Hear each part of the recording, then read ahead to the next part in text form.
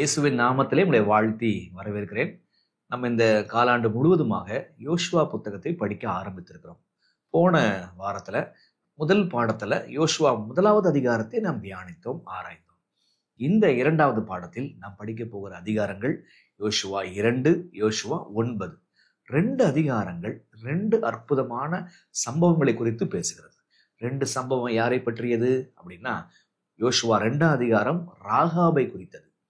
யோசுவா 9ஆம் அதிகாரம் கிபியோனியர்களை குறித்தது. ராகாப், கிபியோனைட்ஸ். ஆக இந்த 2 நபர்களை நல்லா உற்று ஆராய்ந்து பார்க்கும் பொழுது ஒரு மிக முக்கியமான விஷயம் மேலோங்கி வருகிறது. என்னன்னா, ராகாபுக்கு தேவனுடைய கிருபை எப்படி வந்துச்சு, கிபியோனியர்களுக்கு எப்படி தேவனுடைய கிருபை வெளிப்பட்டுச்சு. ஆக யோசுவா 2ஆம் அதிகாரமும் யோசுவா 9ஆம் அதிகாரமும் ஒரு பெரிய விஷயத்தை சொல்லித் தருகிறது, தேவனுடைய கிருபை.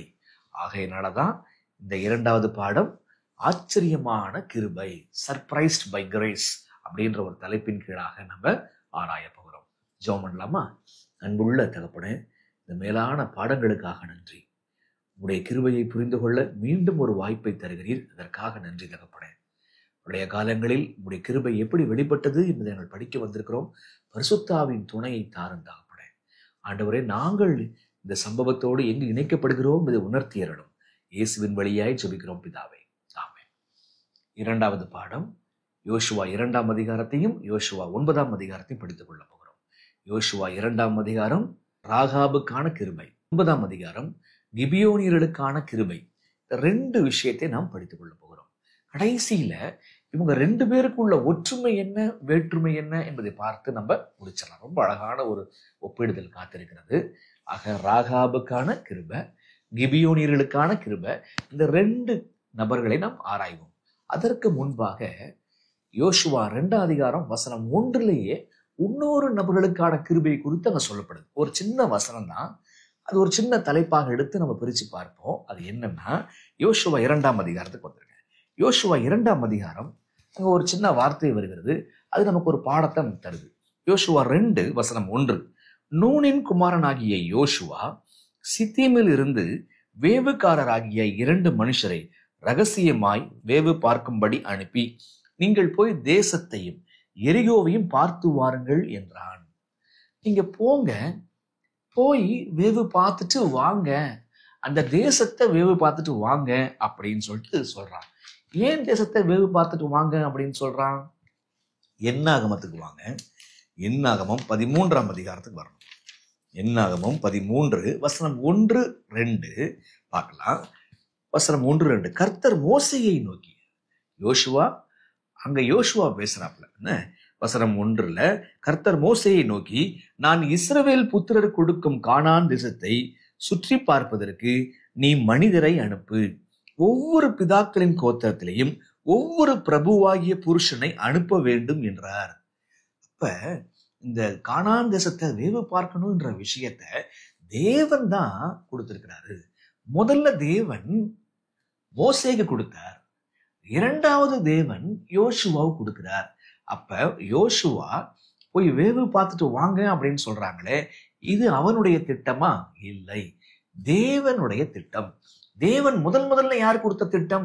யோசுவா கொடுத்த திட்டமா? அல்ல, முதல்ல தேவன் மோசேக்கு கொடுத்த திட்டம், அதற்கப்புறம் இங்க யோசுவா கொடுத்த திட்டம். அப்ப முதல் முறை திட்டம் கொடுக்கப்படும் பொழுது ஒரு பெரிய குழப்பம், பிரச்சனை, எதிர்ப்பு எல்லாம் வருது. இப்ப ஆண்டவர் 2வது முறை அதே திட்டத்தை யோசுவாவை கொடுக்கிறார். இங்க தாங்க ஒரு விஷயம். அப்ப எப்படி அவங்க தவறு செஞ்சாங்க, எப்படி வருடங்கள்லாம் ஓடி போச்சு அப்படின்னு நம்ம நல்லா புரிஞ்சுக்கிறோம். ஆண்டவர் அவங்கள அங்கேயே கதையை முடிச்சுட்டு நான் வேற ஜனத்துக்கு போறேன்னு போயிருக்கணுங்க. அப்படி வேற ஜனத்துக்கு அவர் போகாம 2வது முறை அதே திட்டத்தை அந்த மக்கள் வழியாக அமல்படுத்த விரும்புகிறார். இங்க தாங்க கொஞ்சம் ஒரு பாடத்தை கத்துக்கணும். அந்த 2வது முறைக்கு ஒரு பெயர் நம்ம வைக்கிறோம். அந்த 2வது வாய்ப்பு அது கிருபை. புரியுதா? இஸ்ரவேல் மக்களுக்கு தேவன் 2வது வாய்ப்பை யோசுவா மூலமாக தருகிறார்.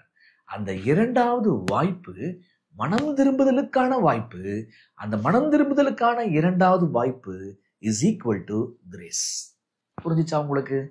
ஒருத்தருக்கு நீங்க மனம் திரும்புதலுக்கு இன்னொரு வாய்ப்பு கொடுக்குறீங்க, இன்னொரு வாய்ப்பு கொடுக்குறீங்க, இன்னொரு வாய்ப்பு கொடுக்குறீங்க அப்படின்னா அதற்கு பெயர் தான் கிரேஸ், கிருபை. ஆண்டவர் மோசேயின் வழியாக வாய்ப்பு கொடுத்தார், அவங்க மறுதலிச்சாங்க. மீண்டும் யோசுவா வழியாக மற்றொரு வாய்ப்பு தருகிறார். அப்ப ஆண்டவர் முதல்ல இஸ்ரவேல் மக்களுக்கு, இஸ்ரவேல் ஜனத்திற்கு கிருபை தருகிறார். உங்களுக்கு புரியுதா? அதுதான் யோசுவா 2:1 அடங்கியிருக்கக்கூடிய ஒரு சின்ன முக்கியமான ஒரு பாடம். இப்ப யோசுவா 2ஆம் அதிகாரம் தொடர்ந்து போகும்பொழுது அங்க யாரை குறித்து பேசப்படுதுன்னு சொன்ன ஞாபகம் இருக்கா? ராகாபா, கிபியோனியர்களா? ராகாப். அங்க ராகாபுடைய வாழ்க்கையை பார்க்கணுங்க. எப்படி ராகாப் சீன்ல வராங்க, அதுல உள்ள ஆவிக்குரிய அர்த்தம் என்ன? ஆண்டவர் அந்த அவங்கள வச்சு நமக்கு ஏதோ சொல்லித்தர விரும்புகிறார். அது என்ன கொஞ்சம் பார்க்கலாமா? யோசுவா 2ஆம் அதிகாரம் வசனம் 1, நீங்கள் போய் தேசத்தையும் எரிகோவையும் பார்த்து வாருங்கள் என்றான். ஏற்கனவே படிச்சோமா? அவர்கள் போய், யார் போய்? அந்த 2 வேவுக்காரர்கள் போய் ராகாப் என்னும் பெயர் கொண்ட வேசியின் வீட்டுக்குள் பிரவேசித்து அங்கே தங்கினார்கள். இப்ப 2 பேர் போறாங்க. அவங்க நோக்கம் என்ன? தேசத்தை வேவு பார்க்கணும். ஏன்னா யோசுவா சொல்லிட்டாப்புல, யோர்தானை கடந்து போங்க, நம்ம போகணும், போய் அந்த தேசத்தெல்லாம் வேவு பார்த்துட்டு வாங்க அப்படின்னு சொல்லி 2 நபர்கள்ட்ட பொறுப்பு ஒப்படைச்சாப்ல. இப்ப அவங்க போய் ஒரு ராகாப் என்னும் ஒரு வேசியினுடைய வீட்டுல தங்கினார்கள். அவங்க நோக்கம் தான் என்னன்றத பார்த்தோம். இப்ப வசனம் 2 பாருங்க. தேசத்தை வேவு பார்க்கும்படி இஸ்ரவேல் புத்திரரில் சில மனுஷர் இந்த ராத்திரியிலே இங்கு வந்தார்கள் என்று எரிகோவின் ராஜாவுக்கு சொல்லப்பட்டது. அப்பொழுது எரிகோவின் ராஜா ராகாபண்டைக்கு ஆள் அனுப்பி, கவனிக்கணும், இவங்க வேவு பார்க்க வந்திருக்கிறாங்க. யார் வீட்டுக்கு வந்திருக்கிறாங்க? ராகாப் வீட்டுல போய் தங்கியிருக்கிறாங்க. நோக்கம் என்ன? வேவு பார்க்கணும், தேசத்தை சுற்றி பார்த்து நிலவரம் என்னன்றதை அவங்க கண்டுபிடிக்கணும். பாருங்களேன், இப்ப இவங்க வந்த செய்தி ரகசியமா வைக்கப்படணுமா இல்லையா? ரகசியமா தான் செஞ்சிருப்பாங்க. ஆனா செய்தி போயிருச்சா? இப்ப அந்த ஊர்ல வாட்ச்மேன் இருப்பாங்க பாருங்க, ஜாமக்காரர்கள்லாம் இருப்பாங்க. அப்ப அந்த கானான் தேசம் எரிகோவினுடைய ஜாமக்காரர்கள் எவ்வளவு கிளீனா வேலை பார்த்திருக்கிறாங்க. அப்ப யார் வீட்டுக்கு வந்திருக்கிறாங்க, எதுக்காக வந்திருக்கிறாங்க, எல்லாமே தெளிவா சொல்லப்படுதா? ஆமா, ராகாப் வீட்டுக்கு வந்திருக்கிறாங்க, இஸ்ரவேல் பிள்ளைங்க வந்திருக்கிறாங்க, அவங்க வேவு பார்க்கும்படி வந்திருக்கிறாங்க. தெளிவா விஷயத்தை எடுத்துட்டான். அப்ப ஒரு ஜாமக்காரன் அவன் எப்படி வேலை செய்யணும் அப்படின்றதுக்கு இவங்க தாங்க நல்ல உதாரணம். ஏன் இதை சொல்றோம் அப்படின்னா, நீங்களும் நானும் ஒரு வகையில ஒரு ஜாமக்காரர்களாக இருக்கிறோம். அப்ப நமக்குள்ள யாராவது வந்தாங்கன்னா அவங்கள தெளிவா நம்மளால புரிஞ்சுக்க முடியுமா? தூதன் வராங்க, ஒரு தூது வந்திருக்கு, இது தேவனுடைய தூதுவன் அப்படின்னு தெளிவா புரிஞ்சுக்க முடியுமா? இல்லை எதிராளி சபைக்குள்ள வந்திருக்கிறான் அப்படின்ற விஷயத்த தெளிவாக இன்றைய ஜாமக்காரர்களாகிய நாம் புரிந்திருக்கிறோமா? இந்த ஜாமக்காரன், இந்த வாட்ச்மேனு தெளிவா என்ன பண்றாங்க? நான் திரும்பி வாசிக்கிறேன். தேசத்தை வேவு பார்க்கும்படி இஸ்ரவேல் புத்திரரில் யார் வந்தாங்கன்னு புரியுதா? இப்ப எதுக்கு வராங்க பாருங்க. சில மனுஷர் இந்த ராத்திரியிலே இங்கே வந்தார்கள் என்று எரிகோவின் ராஜாவுக்கு அறிவிக்கப்பட்டது. சரிங்களா? அப்ப தேசத்தை வேவு பார்க்கணும். இஸ்ரவேல் புத்திரர் இங்க வந்து தங்கி இருக்கிறாங்க. அப்ப யாரு வந்திருக்கிறாங்க, எங்க தங்கி இருக்கிறாங்க, எதற்காக வந்திருக்கிறாங்க, எல்லா விஷயமும் அவன் தெளிவா இருக்குது. அவன் அவனுடைய ராஜாவுக்கு உண்மையா இருந்திருக்கிறான். இன்னைக்கு நம்மளுடைய ஜாமக்காரர்கள் உண்மையாக இருக்கிறார்களா? நாம் தான் இருக்கிறோமா? சரி, இப்ப ராஜா என்ன பண்றாருன்னா ஆள் அனுப்புறாரு.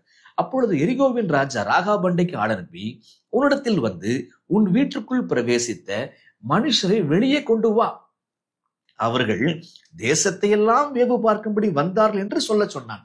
ராஜா ஆள் அனுப்பி, ஏமா உன் வீட்டுல ஒளிஞ்சிருக்கிறாங்களே அந்த மனுஷங்களை வெளில கொண்டு வா, அவங்க எல்லாம் வேவு பார்க்கும்படி வந்திருக்கிறாங்க, நாங்க பேசணும் அப்படின்னு சொல்லிட்டு ஆள் அனுப்புறான்.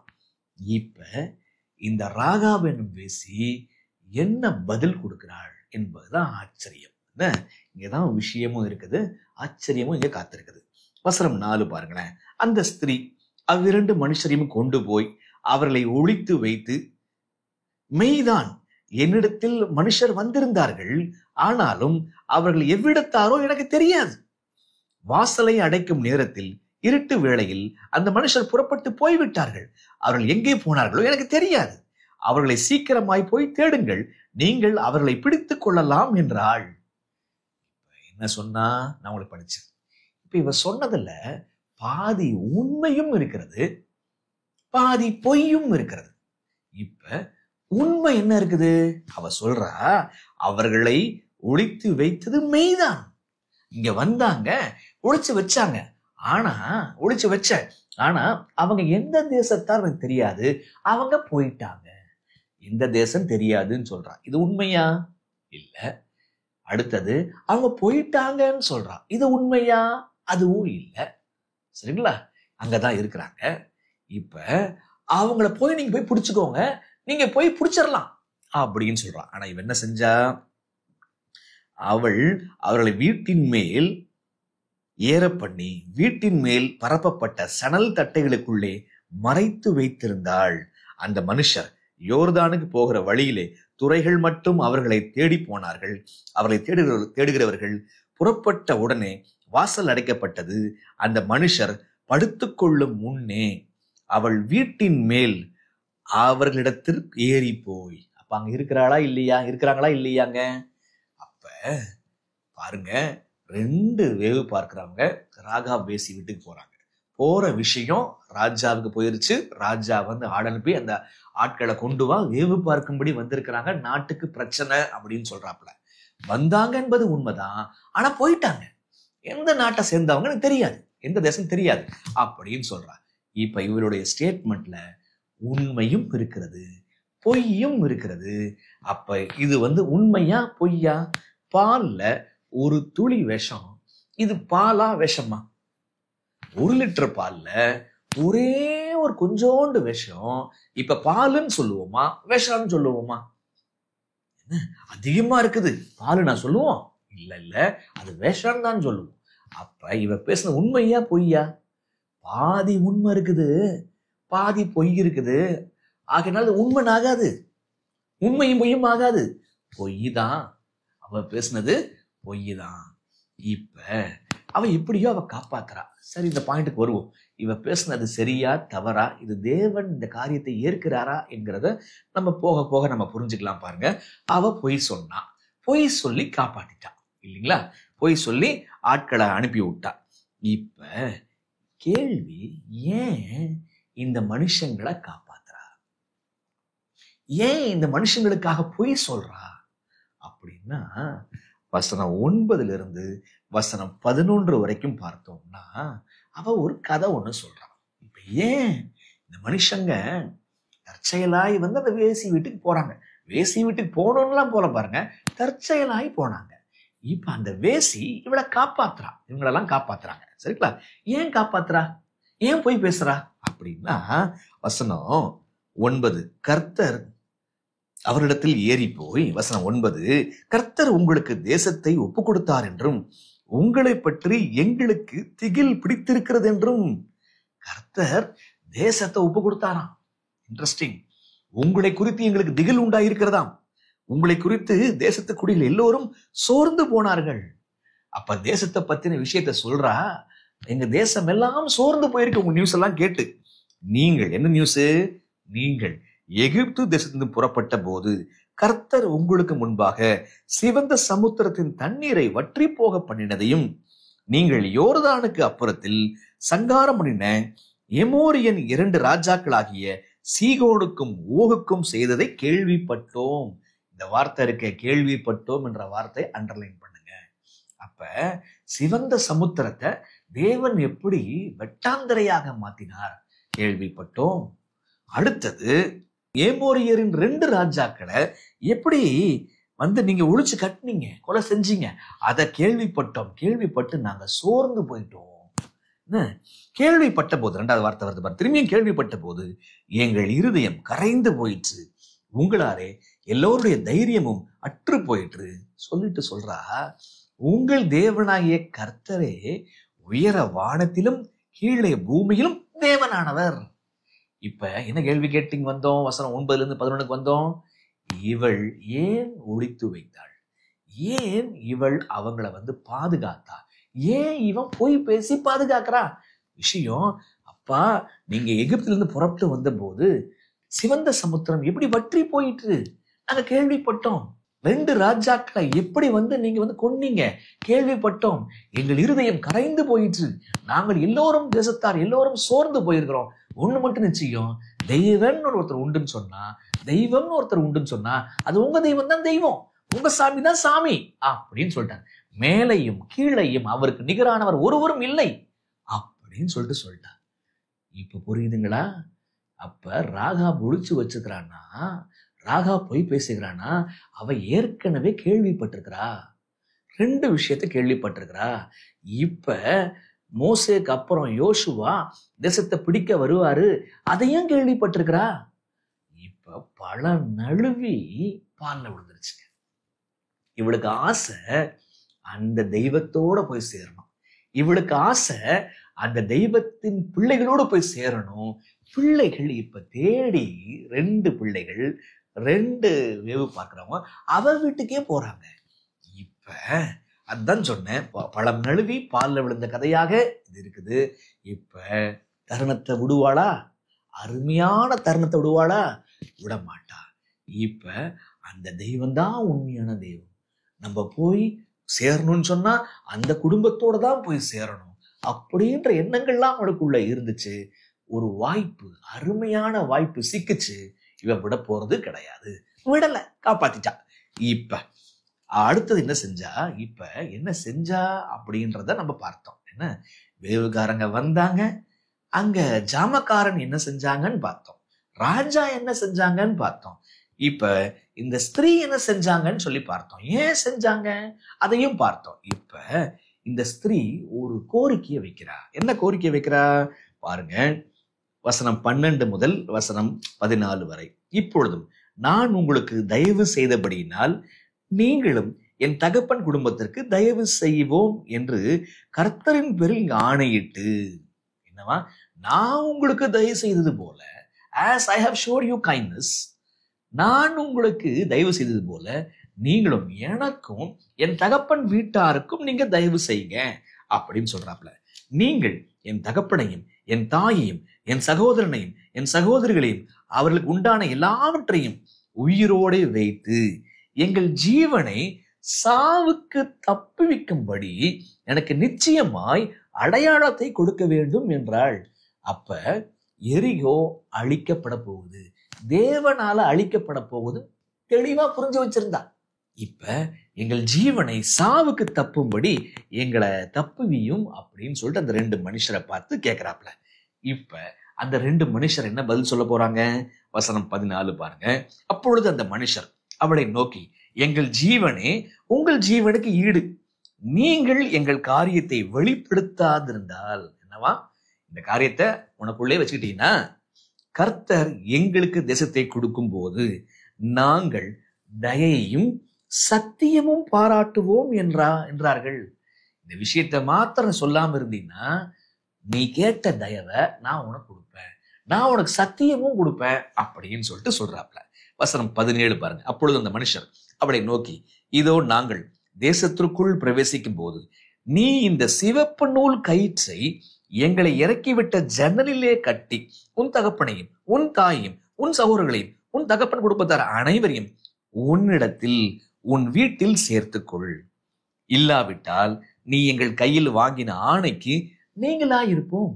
நான் உனக்கு தயவு செஞ்சல, நான் உன்னை காப்பாத்தினல்ல, ராஜாட்டேந்து உன் உயிரை காப்பாத்தி விட்டல்ல, இப்ப என் உயிரை, என் தகப்பன், தாய், தங்கச்சி, தம்பி, என் சகோதரர்கள் எல்லாருடைய உயிரை நீ காப்பாத்தி கொடுப்பா அப்படின்னு. ஆனா எங்க தெய்வம் இவர் தான் தெய்வம் அப்படின்றத ஒத்துக்கிட்டா. உடனே அவங்க என்ன சொல்றாங்க, சரி இந்த விஷயத்த முதல்ல வெளில சொல்லாத, அடுத்தது எங்களை ஜன்னல் வழியாக இந்த சிவப்பு நூல் கயிற்று வழியாக நீ எங்களை தப்பிக்க வச்சிய, இந்த சிவப்பு நூல் கயிறை வெளியில தொங்க விடு, தொங்க விட்டு நீ சொன்ன உன் சொந்த பந்தத்தெல்லாம் சேர்த்து இந்த வீட்டுல சேர்த்து வைத்துக்கொள். சேர்த்து வைத்தினா நான் உனக்கு கொடுத்த ஆணையை நான் காப்பாத்துவேன் அப்படி. ஆனா அந்த ஜனம் வெளில போயிருச்சுன்னா நான் காப்பாற்ற முடியாது, அந்த சிவப்பு நூல் கயிறு இல்லைன்னு சொன்னா காப்பாற்ற முடியாது அப்படின்னு சொல்லிட்டாப்ல. என்ன செஞ்சாப்ல? 21 அவங்க எல்லாம் ஓடிட்டாங்க.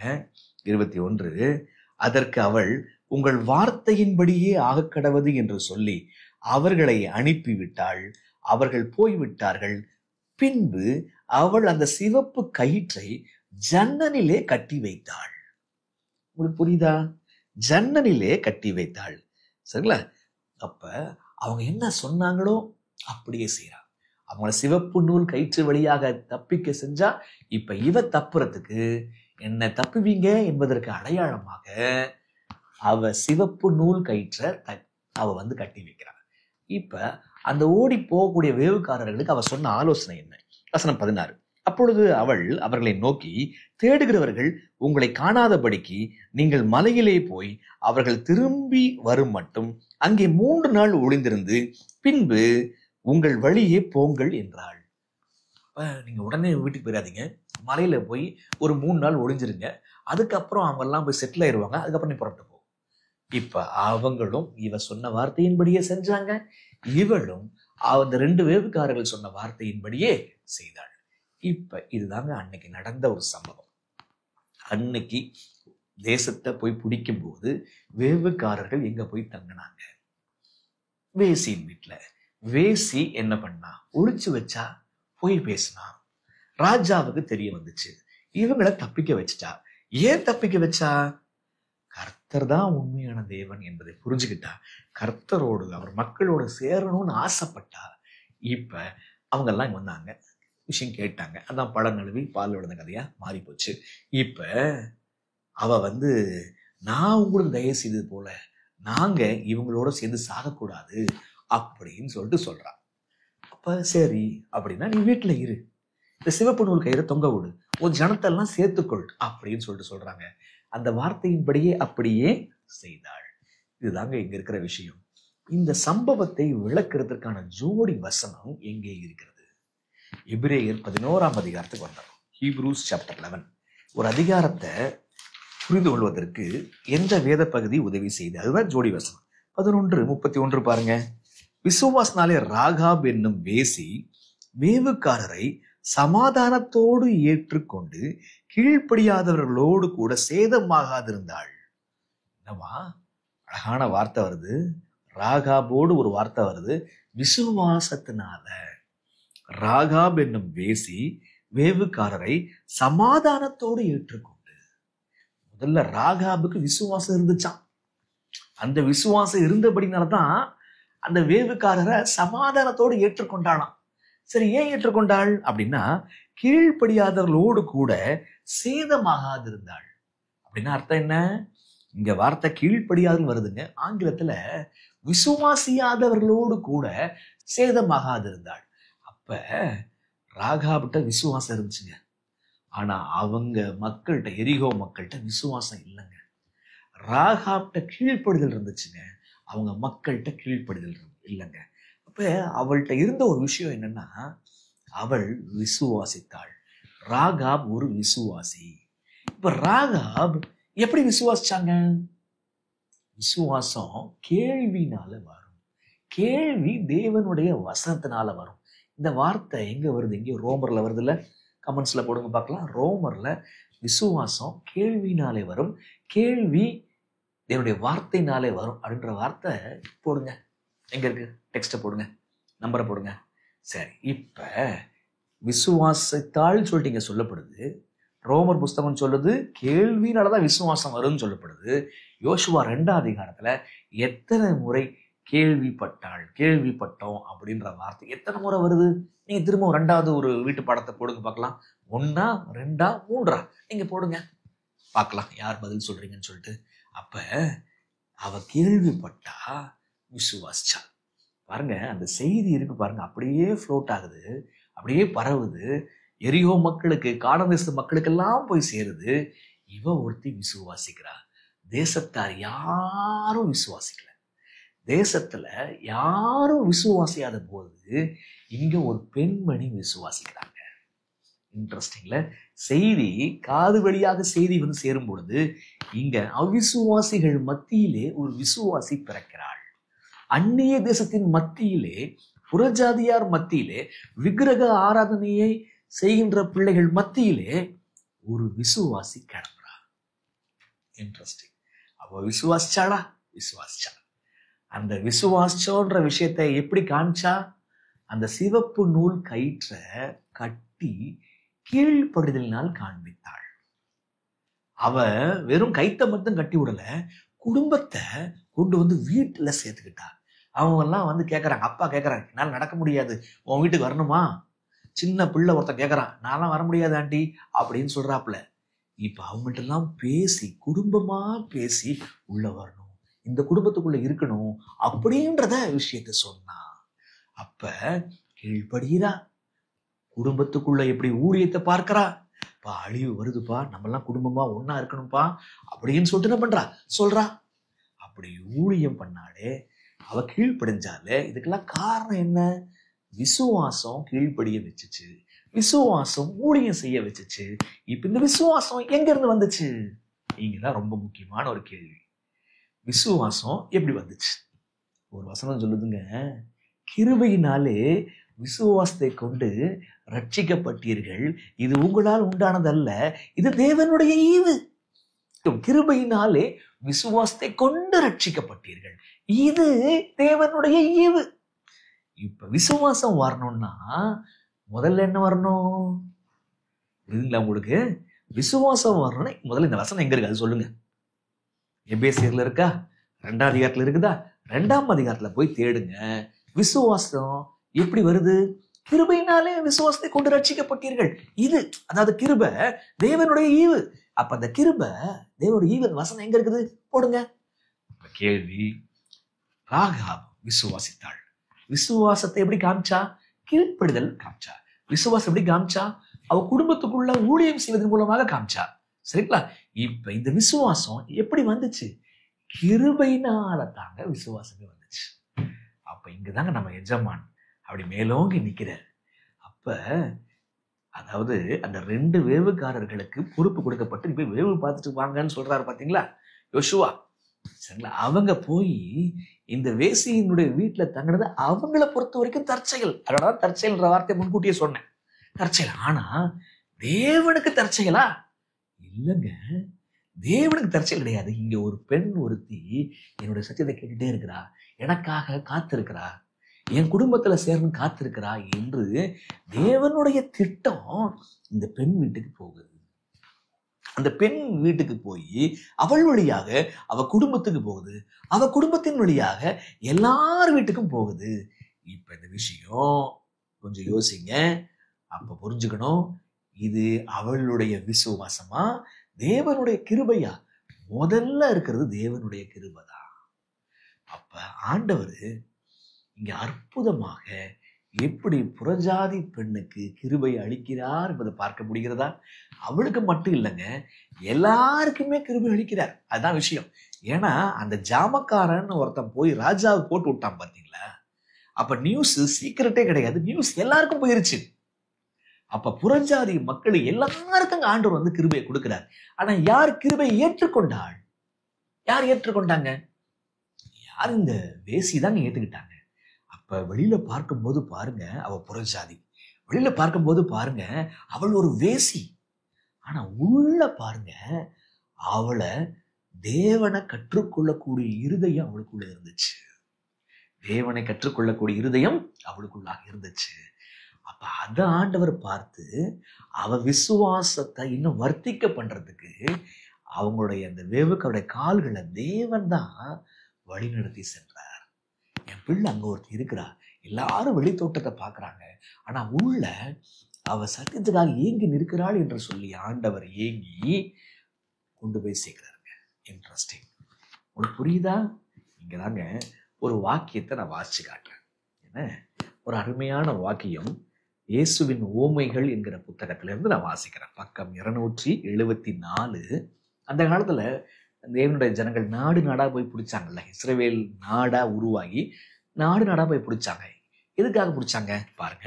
274வது 2வது பேரா.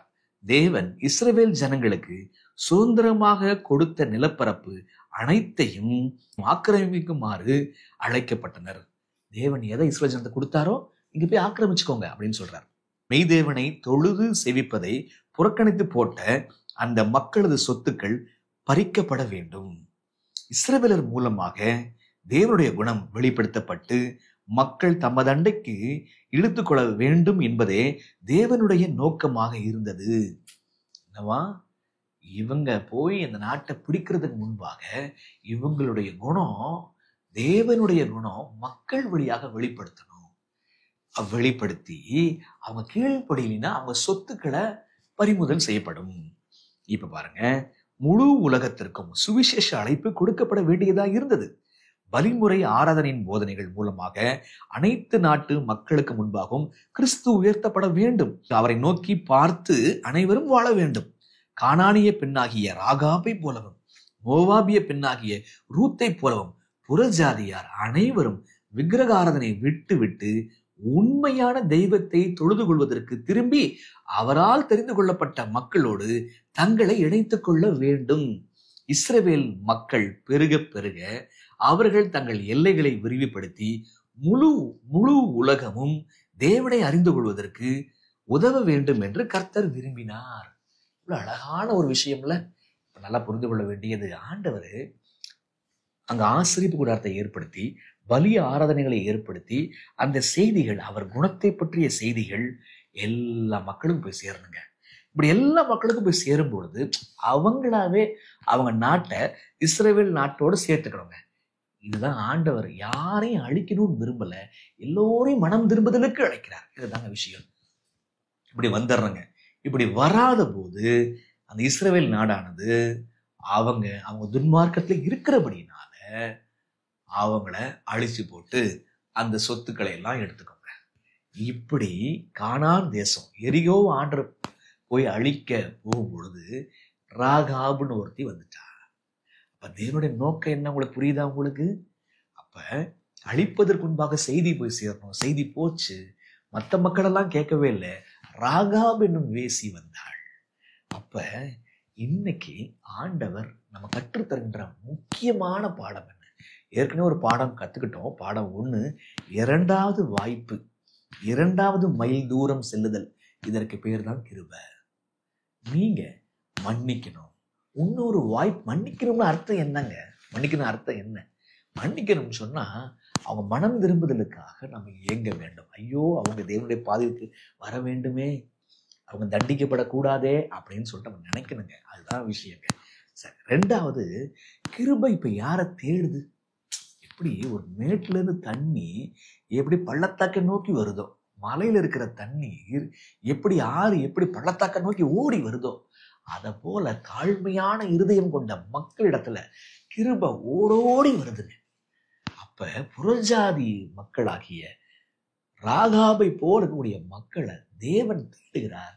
அவர் கிருபையை வெளிப்படுத்த விரும்புகிறார். உனக்கு புரியுதா? புறஜாதி மக்களுக்கு தேவன் அவருடைய கிருபையை வெளிப்படுத்த விரும்புகிறார்.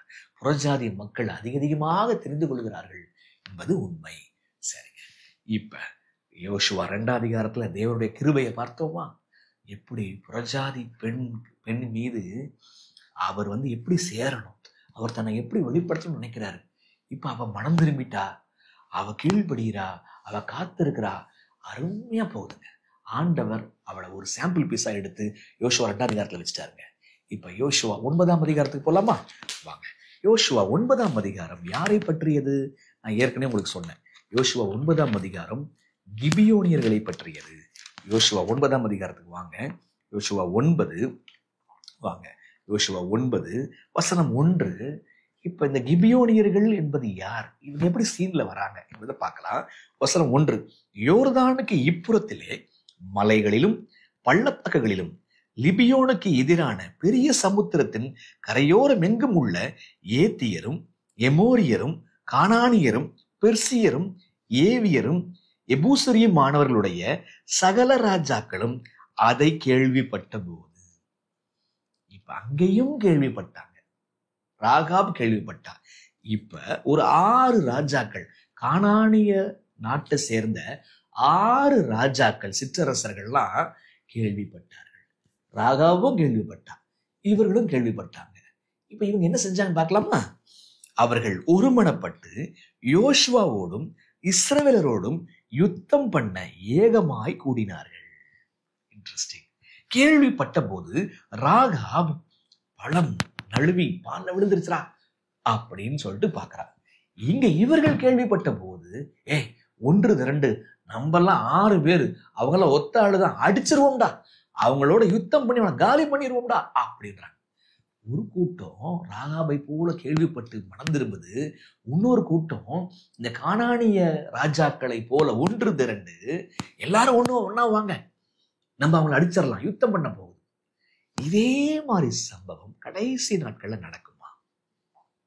பைபிள்ல வசனம் வாசிக்கிற வெளிப்படுத்தல் 17. வாங்க, வெளிப்படுத்தல் 17 அருமையான ஒரு வசனம் வருது, கவனிச்சிங்களா? வெளிப்படுத்தல் 17 வசனம் 13. 17 வசனம் 13. இவர்கள் ஒரே யோசனை உள்ளவர்கள், இவர்கள் தங்கள் வல்லமையும் அதிகாரத்தையும் மிருகத்துக்கு கொடுப்பார்கள். இப்ப நாடுகள் எல்லாம் ஒன்று திரண்டு போய் அந்த கிறிஸ்துட்ட தன்னுடைய பவரை கொடுக்குது. எப்பா, எங்க நாட்டெல்லாம் நீ வச்சுக்கோ, நீ சொல்றபடி நாங்க செய்யறோம் அப்படின்னு ஒரு காலம் வருது. நாடுகள் எல்லாம் ஒன்றா மாறுது. பாபேல் எல்லாரும் ஒன்னா இருந்தாங்க, அதே போல இவர்களும் ஒன்றாக மாறுவார்கள். இப்ப கேள்வி, எப்ப உலகம் எல்லாம் ஒன்றாக மாறும்? இங்க யோசுவா என்ன செஞ்சான்? யோசுவா ஒரு வேலையை செஞ்சான். போய் தேசத்தை சுதந்திரித்துக் கொள்ள வேண்டும், தேவன் சொன்ன தேசத்தை, தேவன் சொன்ன வாக்கை நிறைவேற்றிக் கொள்ள வேண்டும் என்று சொல்லி அவன் புறப்பட்டு போன பிறகுதான் இவங்க எல்லாம் ஒண்ணு சேர்றாங்க. அப்ப ஏன் இன்னும் சண்டையில வரல, ஏன் இன்னும் மிருகத்தின் முத்திரை வரல அப்படின்னா, நம்ம போய் சகல தேசத்தையும் போகணும்.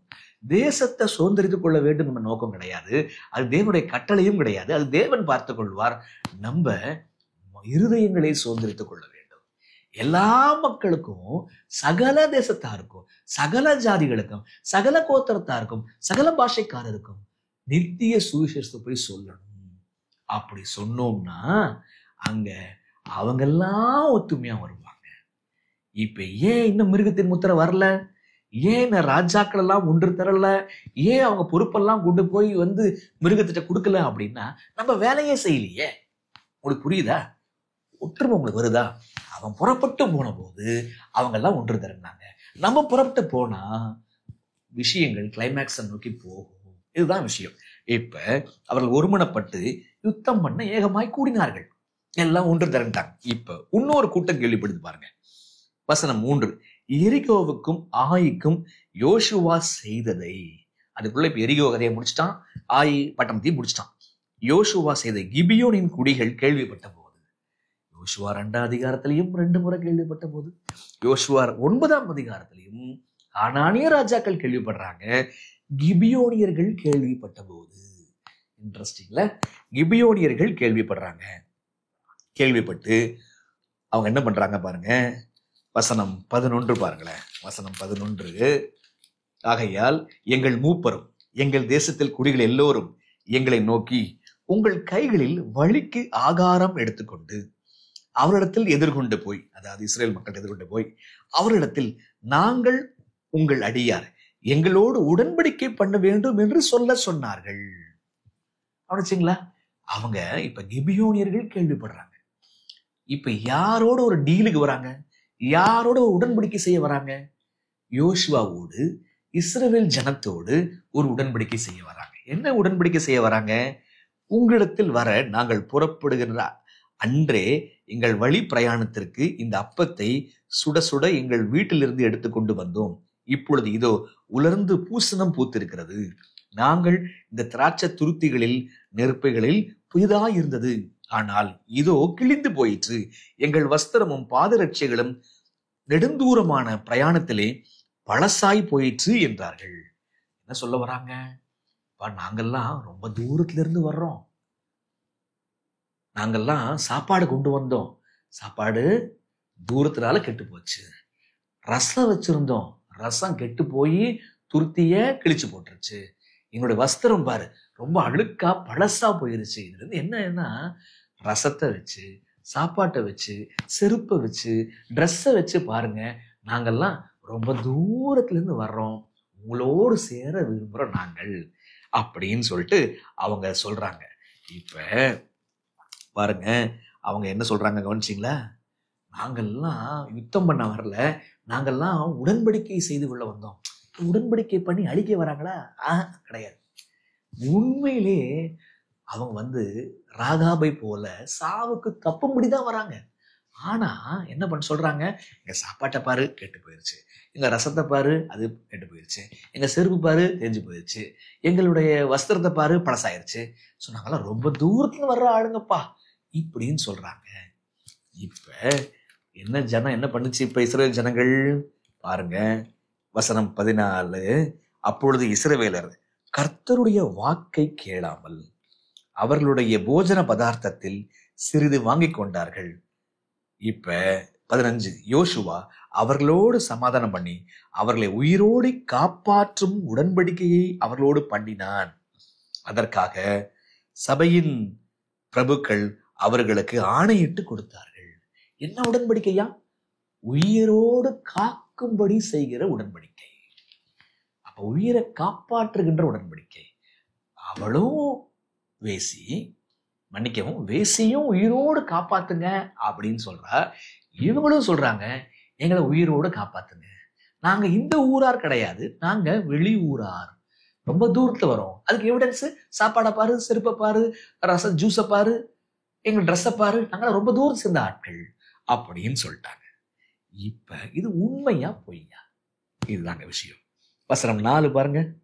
ஒரு கிபியோன், வசனம் 3, எரிகோவுக்கும் மாய்க்கும் யோசுவா செய்ததை கிபியோனின் குடிகள் கேள்விப்பட்ட போது, வசனம் 4, ஒரு தந்திரமான யோசனை பண்ணி தங்கள் ஸ்தானாபதிகள் போல காண்பித்து, தங்களை ஸ்தானாபதிகள் போல காணப்பட்டு பழைய ரெட்டு பைகளையும் பீரில் பொத்தலுமான பழைய திராட்சை துருத்திகளில் தங்கள் கழுதைகளின் மேல் வைத்து பழுது பார்க்கப்பட்ட பழைய பாதரட்சைகளை தங்கள் கால்களில் போட்டுக்கொண்டு பழைய வஸ்திரங்களை உடுத்தி கொண்டார்கள்.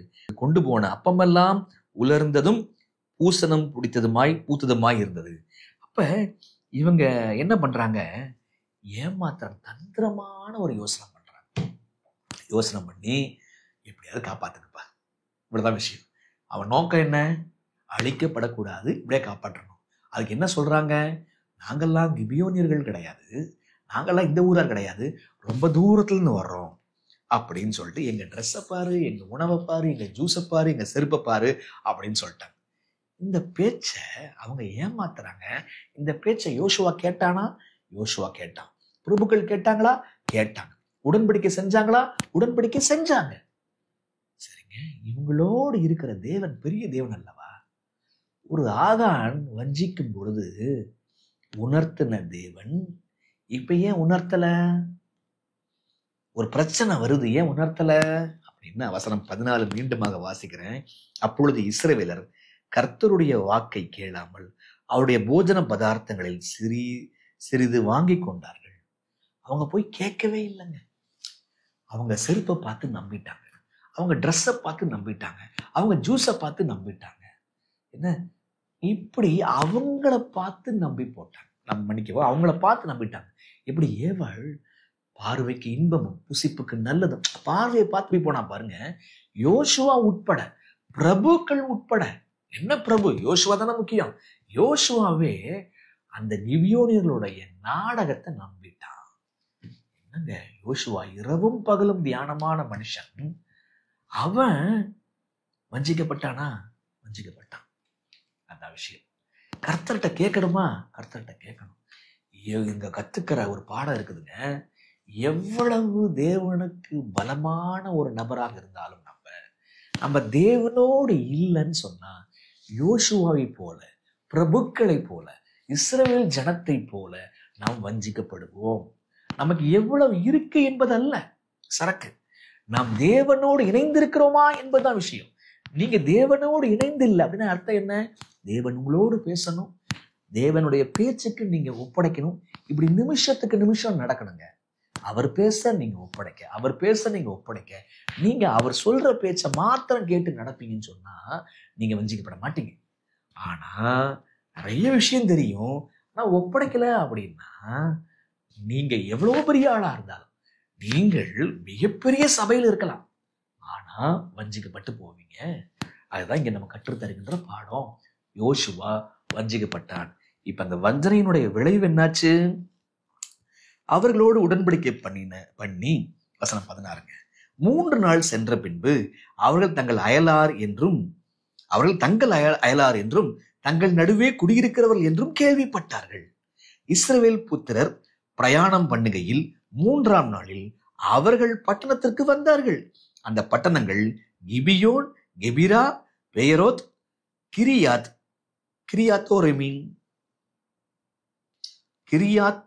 கிரியாத்தோரமீன் என்பவைகள்.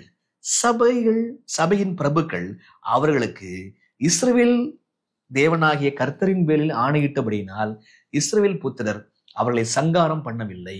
ஆனாலும் சபையார் எல்லோரும் பிரபுக்கள் மேல் முறுமுறுத்தார்கள். தேவனுடைய ஜனம் யோசுவா தேவன்கிட்ட போய் விசாரிக்கல. விளைவு என்னாச்சு? உண்மை வந்துச்சு. இவங்க அப்படியே பிரயாணம் பண்ணி போறாங்க. 3ஆம் நாள்ல அவங்க சொந்த ஊருக்கு போகும்போது என்ன இருந்துச்சு? இது அவங்க ஊருன்னு தெரிஞ்சு போச்சு. அவங்க பிள்ளைங்க ஓடி வந்திருக்கலாம், அவங்க மனைவிகள் ஓடி வந்திருக்கலாம், என் மாமா மச்சான் வந்தான்னு சொல்லி வந்திருக்கலாம். விஷயம் தெரிய வந்துருச்சு. அப்ப அழிக்க போனா நடுவுல நிக்கிது உடன்படிக்கை, அக்ரிமெண்ட். ஏன தொடாத, நீ உடன்படிக்கை பண்ணிருக்கிற அப்படின்னு சொல்லிட்டு வருது. அப்ப அவங்களுக்கு புரியுதா விஷயம் என்னன்னு சொல்லிட்டு? விஷயம் அவங்க ரொம்ப நாளைக்கு பொய்யா இருக்க முடியல. இங்க கற்றுக்கொள்கின்ற இன்னொரு முக்கியமான பாடம், ரொம்ப நாளைக்கு மறைச்சு வைக்க முடியாது. விஷயம் வெளில வரும். இங்கதான் ரொம்ப நாள்ல 3ஆவது நாள்ல விஷயம் வெளில வந்துருச்சு. இது போய் பேசுறீங்களா? மறைக்க முடியாதுங்க. பொய்க்கு பலம் கிடையாதுங்க. வெளில வந்துடும் விஷயம். சரிங்களா? பொய் பேசக்கூடாது என்பதுதான் இங்க நம்ம கற்றுக்கொள்கின்ற முக்கியமான ஒரு பாடம். அப்ப பாருங்க, விஷயம் வெளில வந்துருச்சு. வெளில வந்தது மட்டும் இல்லாம இப்ப இஸ்ரவேல் மக்கள் யாரை போய் கோச்சுக்கிறாங்க? ஏண்டா, நீங்க தான் அக்ரிமெண்ட்டை போட்டீங்க. எப்படிப்பட்ட ஒரு அக்ரிமெண்ட்டை போடலாம் நீங்க? இப்ப யோசுவா தேவனை சாராதபடினாலே, பிரபுக்கள் தேவனிடத்தில் விசாரியாதபடின்னு அவங்களுக்குள்ள பிரச்சனை வந்துருச்சுங்க. ஏன் நமக்குள்ள பிரச்சனை வருது அப்படின்னா, தேவனுடைய பிள்ளைகள் தேவனிடம் விசாரிக்க செல்வதில்லை. ஆண்டவரே, உங்களுடைய சித்தம் என்னையா எங்களுக்கு வெளிப்படுத்துங்க. நம்ம கேட்பது இல்லை. அதுதான் விஷயம். நம்ம போய் தேவன்கிட்ட போய் கேட்கணும். ஆண்டவரே, பைபிள் எங்கப்பா இருக்குது? தீர்க்கதரிசன ஆவியில எங்கப்பா இருக்குது? போய் தேடணும். அவர் சித்தத்திற்கு நம்ம விசாரிக்கணும். விசாரிச்சாதான் நமக்குள்ளே பிரச்சனைகள் வராது. நமக்குள்ள குழப்பம் ஏன் வருது அப்படின்னா, நம்ம யோசுவாவை போல, நம்ம பிரபுக்களை போல விசாரிக்கல. கண்ணை நம்பி போயிட்டு இருக்கிறோம். அண்ணன் நம்பி போயிட்டு இருக்கிறீங்களா? பிரச்சனை வருங்க, குழப்பம் வரும். இதுதான் விஷயம். சரி, இப்ப அடுத்த ஸ்டெப்பு என்னாச்சு பாருங்க. வசனம் 20, கடும் கோபம் நம்மேல் வராதபடிக்கு நாம் அவர்களுக்கு இட்ட ஆணையின் நிமித்தம் நாம் அவர்களை உயிரோடே வைத்து அவர்களை ஒன்று செய்வோம். யோசுவா உள்ள குறுக்கிட்டு ஒரு காரியம் சொல்றாப்புல, நம்ம ஆணையிட்டோம். இட்ட ஆணையை நம்ம எடுக்கக்கூடாது. ஆண்டவர் ஒரு வார்த்தை சொன்னார்னா காப்பாற்றுவார். அவருடைய பிள்ளைகளும் ஒரு வார்த்தை கொடுத்தாங்கன்னா அந்த வார்த்தையை காப்பாற்றணும். நம்ம அவளை ஒன்றும் செய்ய வேணாம். ஆனா ஒரு காரியம் நம்ம செய்வோம். என்ன காரியம் செய்வோம் அப்படின்னா, பாருங்க வசனம் 24 பாருங்க. அவர்கள் யோசுவாவுக்கு வசனம் 22, பின்பு யோசுவா அவர்களை அழைப்பித்து, நீங்கள் எங்கள் நடுவே குடியிருக்கும் போது நாங்கள் உங்களுக்கு வெகு தூரமாய் இருக்கிறோம் என்று சொல்லி எங்களை வஞ்சித்தது என்ன? இப்போதும் நீங்கள் சபிக்கப்பட்டவர்கள். என் தேவனுடைய ஆலயத்துக்கு விறகு வெட்டுகிறவர்களும் தண்ணீர் எடுக்கிறவர்களுமான பணிவிடைக்காரருமாய் இருப்பீர்கள். இந்த ஊழியம் உங்களை விட்டு நீங்க மாட்டாது என்றான். நீங்க என்னப்பா உயிர் தானே காப்பாத்தணும்னு சொன்னீங்க, உங்க உயிர் எடுக்க மாட்டோம். இப்ப நீங்க ஆலயத்துக்கு தேவையான விறக வெட்டணும், எல்லா காரியங்களையும் என்ன செய்யணும். அப்ப என்ன தேவையான அனைத்து காரியம் செய்யணும். இந்த வேலை உங்களை விட்டு நீங்காது. தலைமுறையாய் நீங்க எங்களோடு இருப்பீங்க. எங்களுக்கு பணிவிடைக்காரர்களாக சேவை செய்யணும் அப்படின்னு சொல்லிட்டான். சொன்ன உடனே அந்த கிபியோனில் எந்திரமா சொன்னாங்க. ரொம்ப ஆச்சரியம்.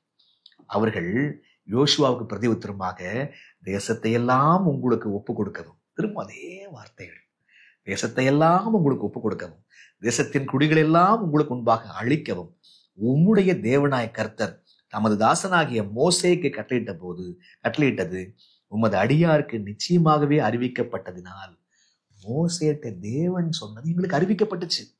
நாங்கள் எங்கள் ஜீவன் நிமித்தம் உங்களுக்கு மிகவும் பயந்து இந்த காரியத்தை செய்தோம். நாங்க பயந்து போய் எங்க உயிருக்காக செஞ்சோம். இப்போதும் இதோ உமது கையில் இருக்கிறோம்.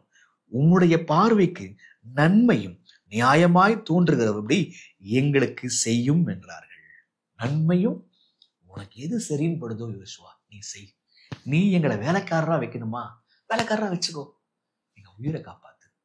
உங்க தெய்வத்தை குறித்து நாங்கள் கேள்விப்பட்டோம். அப்படியே யோசுவா அவர்களுக்கு செய்து இஸ்ரவேல் புத்திரர் அவர்களை கொன்று போடாதபடி அவர்களை இவர்கள் கைக்கு தப்புவித்தான்.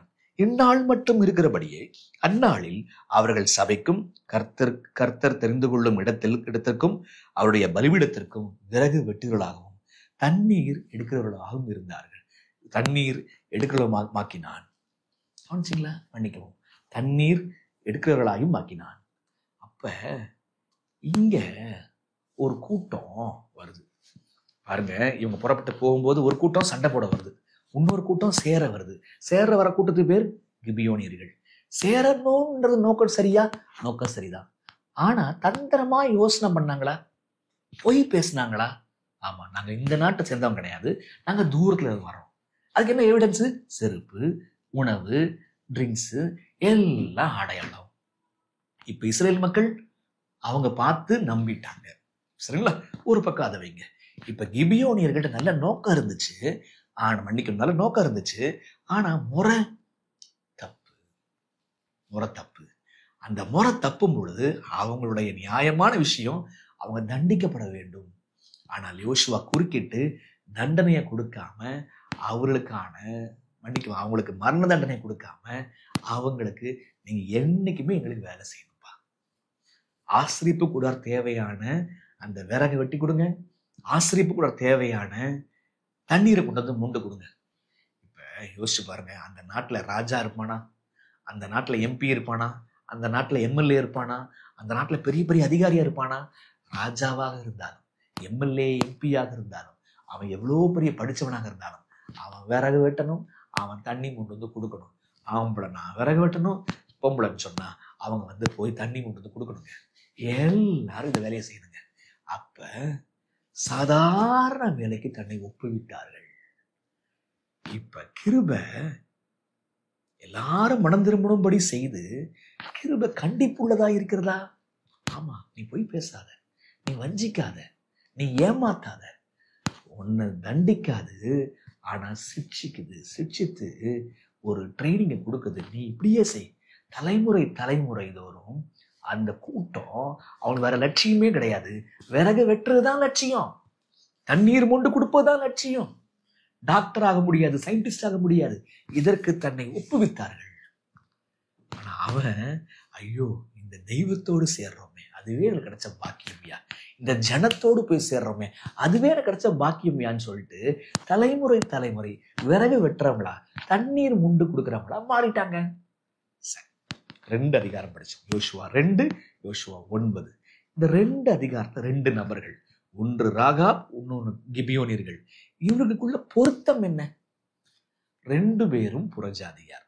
பொருத்தம் 1. ரைட்டா? 2 பேரும் புறஜாதியார், 2 பேரும் கேள்விப்பட்டார்கள். பொருத்தம் நம்பர் 2. பொருத்தம் 3, 2 பேரும் பொய் சொன்னாங்க. இப்படித்தானே? இவனும் பொய் பேசுறாங்க, ராகாபும் போய் பேசுறா, இவங்களும் போய் பேசினாங்க. ராகாப் போய் பேசி காப்பாத்தினா, இவ போய் பேசி இவங்க வந்து சேர்ந்தாங்க. ஏதோ ஒரு வகையில 2 பேரும் போய் பேசினாங்க. 2 பேரும் புறஜாதியார், 2 பேரும் பாத்தீங்கன்னு சொன்னா கேள்விப்படுறாங்க, 2 பேரும் போய் பேசிருக்கிறாங்க. இப்ப 2 பேரும் தண்டிக்கப்பட்டாங்களா? இல்ல, ஒருத்தர் தான் தண்டிக்கப்படுறாரு, ஒருத்தர் தண்டிக்கல. சரிங்களா? ஏன்? அவள் பொய் பேசி ஏமாத்தல பாருங்க. சரிங்களா? பொய் பேசி ஆண்டவரை ஏமாத்தினாளா? ஆண்டவரை ஏமாத்தல. அவளுக்கு பொய் பேசுவது தவறு தெரியலங்க. தேவனை தான் வணங்கணும் முதல் கற்பனை தெரிஞ்சிச்சு. ஆனா இன்னொரு கற்பனை ஒன்று இருக்குது, அதை பற்றின விளக்கம் தெரியல. அதெல்லாம் அவளுக்கு தெரிய வரும். ஆனா இவங்களுக்கு பொய் பேசும் பொழுது பொய் பேச தப்புன்னு தெரிஞ்சிருந்துச்சுங்க. ஏமாத்தக்கூடாது, திட்டமிட்டாங்க. அவங்க திட்டமிடலைங்க. உங்களுக்கு விஷயம் புரியுதா? திட்டமிட்டு வஞ்சித்தார்கள். அவள் ஒன்றும் திட்டமிடலை. அவள் தேவனை குறித்து கேள்விப்பட்டா, அவ தேவனோடு சேர்ந்து ஆசைப்பட்டா. இவங்க உயிரை மட்டும்தான் காப்பாற்றணும்னு நினைச்சாங்க. புரியுதா உங்களுக்கு விஷயம்? அந்த வஞ்சனை எங்கிருந்து வந்துச்சு? தேவனை பற்றி கேள்விப்படல, அற்புதத்தை பத்தி கேள்விப்பட்டு உயிர் காக்கப்படணும்னு சொல்லிட்டு வந்தாங்க, பொய்யா வந்துருச்சுங்க. ஆனா இவன் மனசு தொடப்படுது. இவன் வரும்போது விசுவாசிக்கிறவளா இருந்தா சமாதானத்தோடு ஏற்றுக்கொண்டாள். அப்ப பாருங்க, 2 பேரும் புறஜாதியார் தான், 2 பேரும் போய் பேசினாங்க தான், 2 பேரும் கேள்விப்பட்டாங்க தான். ஆனா இவங்க மனம் மாற்றம் அடைஞ்சு தேவனால் தொடப்பட்டு அவருடைய அன்பினால் ஈர்க்கப்பட்டு வரல, உயிருக்கு காக்கப்படணும்னு வந்தாங்க, போய் பேசிட்டாங்க. இன்னைக்கு நீங்க ராகாபை போல இருக்கிறீங்களா, அல்லது உயிர் தப்பும்படி இருக்கிறீங்களா? இன்மைக்காக இருக்கிறீங்களா, அல்லது மறுமைக்காக இருக்கிறீங்களா? யோசிக்கிறேங்க. கிருபை புறஜாதியாரை தேடுதுன்ற ஒரு பாடம், கிருபை கண்டிப்புள்ளது என்பது ஒரு பாடம். அப்ப நம்ம யோசிக்கணும், அந்த செய்தி எப்படி வேவுக்காரர் கொண்டு போறாங்களோ அதே போல செய்தியை நாம நீ கொண்டு போறோமா? அந்த செய்தியாளர்களை அந்த பெண் வேசி எப்படி காப்பாத்தினாலோ இன்னைக்கு செய்தியாளர்களை காப்பாத்துறோமா, அழிக்கிறோமா? யோசிக்கணுங்க. அந்த பெண் எப்படி விசுவாசித்தாலோ அது மாதிரி நம்ம விசுவாசிக்கிறோமா? ஆண்டவர் அந்த ராகாப் வேசியினுடைய விசுவாசத்தை பார்த்தார். அவ செஞ்ச பொய் தான், காப்பாத்தினாரு பாருங்க, அதை பாராட்டுறாரு. ஆனா பொய் சொல்லி காப்பாத்தினாரு பாருங்க, அதை ஆண்டவர் விரும்பவே இல்லை. ஏன்னா ஈசாக்கு கதையில, யாக்கோபு கதையில இதுக்கான தண்டனைய விஷயத்தை வெளிச்சத்தை ஆண்டவர் கொடுத்துட்டார். அப்ப ராகாப் எப்படி விசுவாசித்தாள், அதை போல் நாம் விசுவாசிக்கிறோமா? அல்லது நாம் தேவனுடைய அன்பினால் ஈர்க்கப்படாம நம்ம வஞ்சிக்கிற பிள்ளைகளாக இருக்கிறோமா? நல்ல விஷயத்த தவறான முறையில நாம் செய்து கொண்டிருக்கிறோமா? யோசிச்சு பாருங்க. 2 அதிகாரத்திலையும் மேலோங்க நிற்கிற விஷயம் கிருபை. தேவன் எப்படி கிருபை உள்ளவராய் இருந்து பிள்ளைகளை சேர்க்கிறார் பார்த்தீங்களா? ராகாபையும் சேர்த்துட்டார், கிபியோனியர்களையும் சேர்த்துட்டார். நீங்களும் நானும் யாரை சேர்த்தோம்? யோசிப்போமா? ஜெபம் பண்ணலாம். அன்புள்ள தகப்பனே, ராகாபுக்கும் கிபியோனும் கிடைச்ச கிருபை எங்களுக்கும் வருதுப்பா. கிருபையை நாங்கள் ஏற்றுக்கொள்ள ராகாபை போல, அந்த கிபியோன்களை போல நாங்கள் சரண்டர் பண்ண உதவி செய்யுங்க. இயேசுவின் வழியாய் ஜெபிக்கிறோம் பிதாவே, ஆமென்.